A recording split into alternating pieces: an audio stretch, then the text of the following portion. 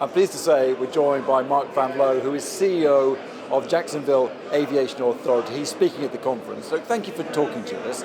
Tell me a bit about why you're here and why you're leading a panel, aren't you? That's correct. Well, we found since the COVID pandemic that passengers have changed.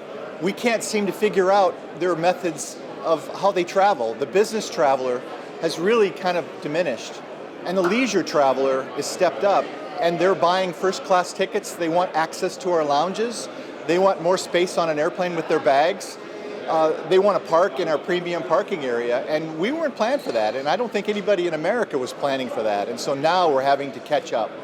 And are you having to decide whether this is a post-COVID trend or whether this is the status quo from now on? Well, I think it was a trend a year ago, and it's still happening. We were waiting for it to subside, and it's not. So we've got to build new parking garages, we've got to expand our gates, we've got to put in more airline clubs for the passengers, and it's just nonstop. Does that mean there's an extra pressure, I suppose, on maybe the smaller airports, so at the moment maybe have a smaller lounge, and they haven't necessarily got the revenue to upscale?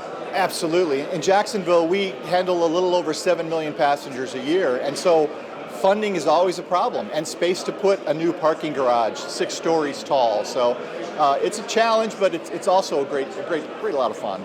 And what are your business passengers saying to you about the crowded lounge and the exclusivity sort of somehow going through their fingers a bit? Well, just like the airlines, we love our business passengers, and they'll pull up and go, "Where is my parking spot? And how come I have to stand in line to get into my club?"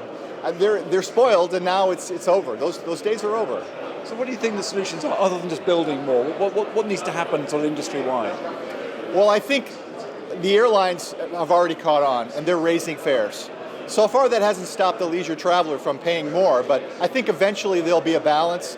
The business traveler will come back, and maybe the vacationers will subside just a little bit. And do you have a sense of the mindset of the vacationers? What is it that's sort of allowing them to think, I'm going to pay more for my vacation? Are they traveling less but making it a bit more special? What's the thinking? Well, they're staying longer than the business traveler, so that really messes up our parking schematics. But I don't think they really care about the fares anymore, and they want an experience, and they don't care what it costs. And we're seeing that by paying for valet parking, which somebody with kids in the back of the car don't usually pay for. They're doing it now. So this, difficult times at the moment, but actually a real opportunity for airports. Oh, it is. It is. We miss our business travelers. We know they'll come back, but when they come back, we really want to be ready for them. And nice to be in this position post-COVID, where we're talking about too many people. Yes.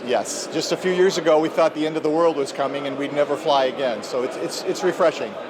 So just reflecting on that, I suppose, coming back, you've been to the expo before, you've been to the conference before. Just reflect on that for me, what it's like to be back here now, a few years on from COVID. It's busy, there's a hubbub in this room. It's wonderful. We're building a new concourse, and so as an airport CEO, walking into the exhibit hall is like being a kid in a candy shop. I want everything. It's just fantastic, the technology that's here and all the companies from all around the world. So it's really beneficial for airports to be here and see what's out there.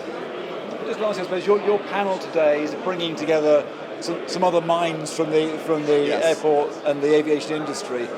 Are you hoping that from that conversation there will be some new ideas and some new thoughts on how you solve this problem? Oh, absolutely. For many years, when there's a problem, the airlines will very quickly blame the airport. It happens, and of course we blame the airlines. So I've got Southwest Airlines and also United Airlines on the panel today, and they'll tell us what they're going to do with all these new travelers that they're not accustomed to. Perfect. Thanks for talking to me. Appreciate it. It's my pleasure.